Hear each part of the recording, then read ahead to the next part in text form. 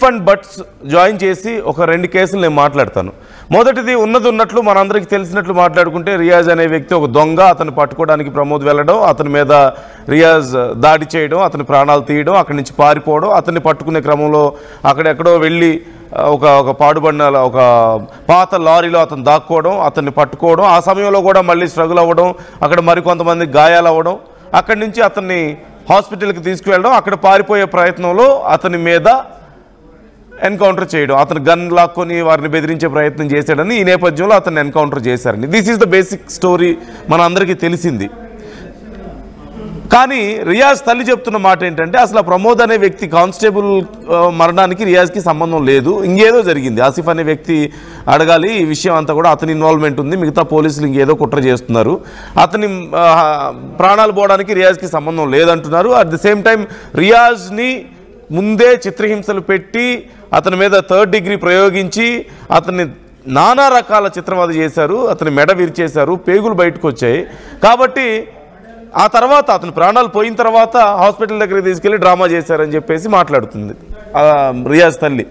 So ఈ 2 కేసుల్లో చూస్తే, మొదటిది ఒకవేళ నిజంగానే రియాజ్ వల్ల ఆ కానిస్టేబుల్ ప్రాణాలు కోల్పోయాడే అనుకుంటే మాత్రం అతన్ని ఇలా కావాలని ప్రాణాలు తీశారు, అతన్ని చిత్రవద చేశారు, అతను అంటే అతని తల్లే ఇక డౌట్స్ ఎక్స్ప్రెస్ చేస్తున్నారు కదా. తల్లికి సమాధానం చెప్పాల్సిన బాధ్యత లేదా? కొడుకే కదా, వాళ్ళ కుటుంబాన్ని ఇప్పటికీ హింసిస్తున్నారు పోలీసులు అని చెప్తే వాళ్ళు మాట్లాడుతున్నారు.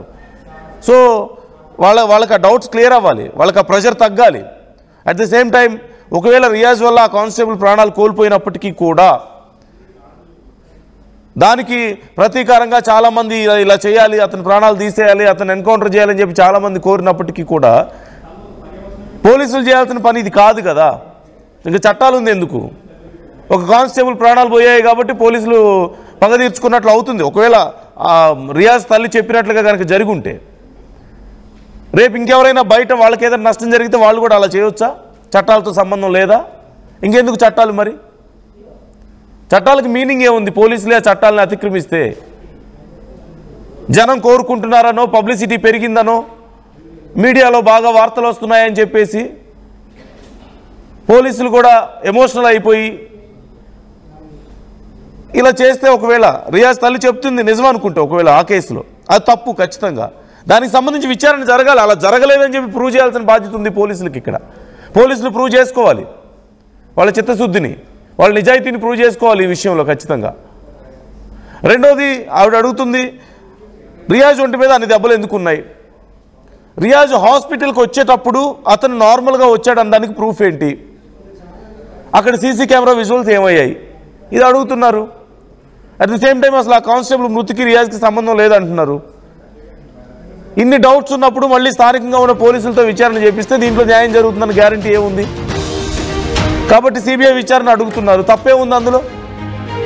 రియాజ్ ఒక దొంగ అయినంత మాత్రాన అతని ప్రాణాలకు విలువ లేదా? ఆ కుటుంబానికి సమాధానం చెప్పాల్సిన బాధ్యత లేదా? ఆ తల్లికి కొడుకు కాకుండా పోతాడా? చట్టాన్ని అతిక్రమించవచ్చా ఒకవేళ పెద్ద తప్పు చేసినంత మాత్రాన? సో ఇవన్నీ కూడా సమాధానం చెప్పాల్సిందే. చట్టాన్ని ఎవరు చేతుల్లోకి తీసుకోవడానికి లేదు, చివరికి పోలీసులైనా సరే. సో ఈ విషయంలో ఏం జరగాలని మీరు కోరుకుంటున్నారు?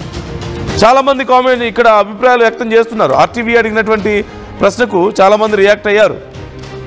రియాజ్ విషయంలో ఏం జరగాల్సిన అవసరం ఉంది అసలు అనే ప్రశ్న. రియాజ్ కేసులో పోలీసులు చేసింది కరెక్టేనా అంటే 63% మంది అవునంటున్నారు, 37% మంది నో అంటున్నారు. కానీ రియాజ్ తల్లికి సమాధానం చెప్పాల్సిన బాధ్యత పోలీసులకు ఉందా లేదా? మన వ్యవస్థలకు ఉందా లేదా? రియాజ్ కుటుంబం సఫర్ అవుతుంది, ఆ ఇంట్లో చిన్నపిల్లలు కూడా సఫర్ చేస్తున్నట్లుగా తెలుస్తుంది. ఆ సఫరింగ్కి కారణమైన వాళ్ళని శిక్షించాల్సిన బాధ్యత ఉందా లేదా? రియాజ్ ఒక మనిషి కాకుండా పోతాడు ఒక దొంగ అయినంత మాత్రాన? ఒకవేళ నిజంగా ఒక కానిస్టేబుల్ ప్రాణాలకు పోవడానికి రియాజ్ కారణం అయినప్పటికీ చట్టాన్ని అతిక్రమించి రియాజ్ను అతని తల్లి చెప్తున్నట్లుగా రియాజ్ను చిత్రవద చేసి అలా ప్రాణాలు తీసే హక్కు ఎవరికి ఉంటుంది? పోలీసులకు ఎందుకు ఉంటుంది? పోలీసులే ఒకవేళ చట్టాన్ని చేతుల్లోకి తీసుకుంటే ఎలా? సో ప్రూవ్ చేసుకోండి. ఇక్కడ ఎవరు కన్ఫర్మ్ చేయట్లా పోలీసులు అలా చేశారని, కానీ రియాజ్ తల్లికి సమాధానం చెప్పాల్సిన బాధ్యత ఉంది. ఆ కుటుంబానికి సమాధానం చెప్పాల్సిన బాధ్యత ఉంది. ఇన్ఫ్యాక్ట్ మన సమాజానికి కూడా ప్రూవ్ చేసుకోవాల్సిన బాధ్యత ఉంది. పోలీసులు కూడా కామన్ పీపుల్ లాగా ఎమోషనల్గా ఏదో నిర్ణయాలు తీసేసుకుంటే కుదరదు. ఒకవేళ వాళ్ళ కానిస్టేబుల్ ప్రాణాలు కోల్పోయాడు, వాళ్ళ మిత్రుడు ప్రాణాలు కోల్పోయాడు కాబట్టి మేము ఇలా చేసేస్తామంటే కుదరదు. ఎందుకంటే రేపు కామన్ పీపుల్ కూడా ఇదే నేర్చుకుంటారు కదా. వాళ్ళకి ఏదైనా నష్టం జరిగితే వాళ్ళు చట్టాన్ని చేతుల్లోకి తీసుకొని ఏదో ఒకటి చేసేయచ్చా? పోలీసులు ఏమైనా సపరేటా? కాదు కదా. సో ఈ విషయంలో ఖచ్చితంగా ఒక ప్రత్యేకమైన టీంతో విచారణ జరగాలి. అది సిబిఐ విచారణ జరుపుతారా, లేకపోతే ఒక స్పెషల్ జడ్జిని నియమించి వాళ్ళ ఆధ్వర్యంలోనే ఏదైనా విచారణ జరుపుతారా? పక్కన పెడితే దీంట్లో ప్రాపర్గా విచారణ జరగాలి. ప్రజలకు నిజాలు తెలియాలి, రియాజ్ తల్లికి నిజాలు తెలియాలి, న్యాయం జరగాలి. ఖచ్చితంగా నిజమైన న్యాయం జరగాలి. నిజమైన న్యాయం చట్ట ప్రకారమే జరగాలి. ఎవరో చట్టాన్ని చేతుల్లోకి తీసుకుంటే జరిగేది కాదు. అది ఎవరైనా సరే, పోలీసులైనా సామాన్య ప్రజలైనా ఎవరైనా సరే. అతని కుటుంబం సఫర్ అవడానికి వీలు లేదు. అది అతని కుటుంబాన్ని సఫర్ చేసే హక్కు లేదు, పోలీసులకి లేదు, బయట వాళ్ళకి లేదు. ఒకవేళ బయట ఎవరైనా సరే రియాజ్ గురించి మాట్లాడుతూ వాళ్ళ పిల్లల్ని కానీ వాళ్ళ కుటుంబాన్ని కానీ ఎవరైనా మాట్లాడితే, హార్ష్గా మాట్లాడితే కేసు పెట్టాలి, వాళ్ళ మీద చర్యలు తీసుకోవాలి. రియాజ్ చేసిన తప్పులకు వాళ్ళ కుటుంబం బాధ్యత వహించకూడదు. వాళ్ళ నష్టపరిహారం చెల్లించే అవకాశం ఉండకూడదు. దే ఆర్ ఇండివిజువల్స్, వాళ్ళకి సంబంధం లేదు అతను చేసిన తప్పులకి. సో ఈ విషయాల్లో మీ అభిప్రాయాలు కూడా కామెంట్ చేసే ప్రయత్నం చేయండి. మీరేమనుకుంటున్నారు? రియాజ్ తల్లి చెప్తున్నటువంటి మాటలకు మీకు ఎలా అర్థమవుతున్నాయి? ఈ విషయంలో విచారణ జరగాల్సిన అవసరం ఉందా లేదా, ఇక్కడితో వదిలేయాలా లేదంటే ఈ విషయాన్ని కామెంట్ చేసే ప్రయత్నం చేయండి మీ ఒపీనియన్స్ని. ఒకసారి రియాజ్ తల్లి ఏం మాట్లాడారో మరొకసారి నేను మీకు వినిపించే ప్రయత్నం చేస్తాను. మానవ హక్కుల సంఘం నుంచి ఎలాంటి రెస్పాన్స్ వస్తుందో కూడా నేను వినిపిస్తాను మీకు ఒకసారి. రియాజ్ వాళ్ళ పేరెంట్స్ని అరెస్ట్ చేసి తీసుకెళ్లి ఇంటరాగేషన్ పేరు మీద వాళ్ళ టార్చర్ చేస్తామని తెలిసిందని రియాజ్ హిమ్సెల్ఫ్ సరెండర్ చేశాడు. వాడు ఒక పోలీస్ కానిస్టేబుల్, ఒక గవర్నమెంట్ ఎంప్లాయీని నిజామాబాద్లో ఉంటాడా? వాడు నిజామాబాద్ వదిలేసి వెళ్ళిపోతాడు కదా. ఫ్యామిలీని ఇన్ఫార్మ్ చేస్తారు కదా, మీరు కూడా ఎక్కడ తప్పించుకోవడం అంటారు కదా. అలాంటి ఏం చేయలేదు. ఫ్యామిలీ ఇంట్లో ఉంది, ఫ్యామిలీ వెయిట్ చేస్తుంది రియాజ్ వస్తాడని. ఆయన అక్కడే ఉన్నాడు. వాళ్ళ ఫ్యామిలీని తీసుకొని 24 hours టార్చర్ చేశారంటే వీళ్ళు వినరు అని స్వయంగా సరెండర్ చేశాడు. ఆ సరెండర్ చేసిన దాంట్లో ఆయన మీద చేసి 3rd degree టార్చర్లో కస్టడీలో రియాజ్ది డెత్ అయిపోయింది. ఇప్పుడు ఆ డెత్ కవర్ చేయడానికి అతను తీసుకెళ్ళి హాస్పిటల్లో 4th floor సైకాట్రిక్ వార్డ్ ఉంది, ఇంకొక 2 wards ఉన్నాయి. వాళ్ళందరూ పేషెంట్ని 2 days హాలిడేస్ ఇచ్చేశారు. మీరు 2 days తర్వాత అన్ని పంపించేశారు, ఖాళీ చేశారు హాస్పిటల్. 4th floor వెకేట్ చేసి ఒక పేషెంట్కి ఐసీయూ తీసుకెళ్తారు, ఎమర్జెన్సీ తీసుకెళ్తారు. ఇతను తీసుకెళ్ళింది రూమ్ నెంబర్ 407. ఎలా అంటే దానిపైన పెద్ద గ్రిల్స్ ఉన్నాయి, రాడ్స్. అంటే అది ఖైదీకి వార్డ్, అది ఖైదీల వార్డ్ గవర్నమెంట్ హాస్పిటల్లో. ఆ వార్డుల నుంచి బయట రావడం is impossible with all police security.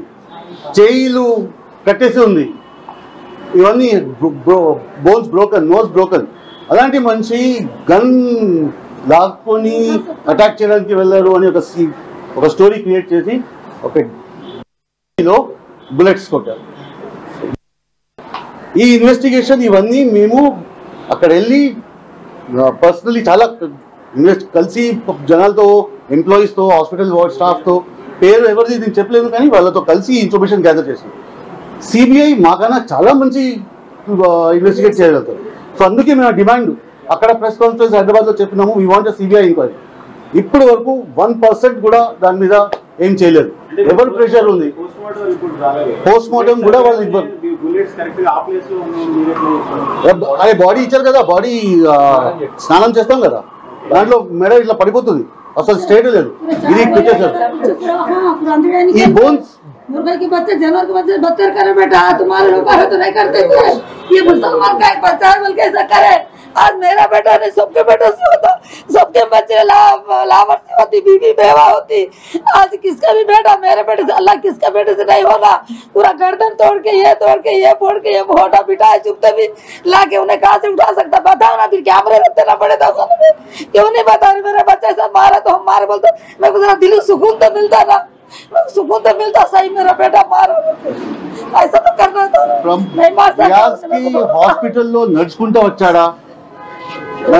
Just అంటే వాళ్ళు పట్టుకున్న తర్వాత ఏదో టార్చర్ జరిగింది. ఆయన నడుచుకుంటే హాస్పిటల్కి తీసుకెళ్లారా, వీల్ చైర్లో తీసుకొచ్చారా, స్ట్రెచర్లో తీసుకొచ్చారా, ఇవన్నీ ప్రూవ్స్ లేవు. అవన్నీ దే హ్యావ్ మ్యానిపులేటెడ్, అన్ని డివిఆర్స్ అన్ని తీసేశారు. హాస్పిటల్ సెక్యూరిటీని జరిపేసి పోలీస్ వాళ్ళు సెక్యూరిటీగా ఇన్ఛార్జ్ తీసుకొచ్చారు, పైన ఆ రూమ్ లో పెట్టారు. బిఫోర్ బుల్లెట్స్ కొట్టిన ముందు all top officials, commissioner, DCP వాళ్ళందరూ వచ్చారు. వాళ్ళందరూ ప్రెజెన్స్ లో కొట్టారు 3 bullets. ఎన్కౌంటర్ షేపే వేరేచ్చారు. తర్వాత కింద హాస్పిటల్ కింద బయట Lawrence Bishnoi photo, commissioner police Nizamabad commissioner Chaitanya గారి ఫోటో, వీళ్ళిద్దరు ఫోటో పక్కన పెట్టి పటాకులు.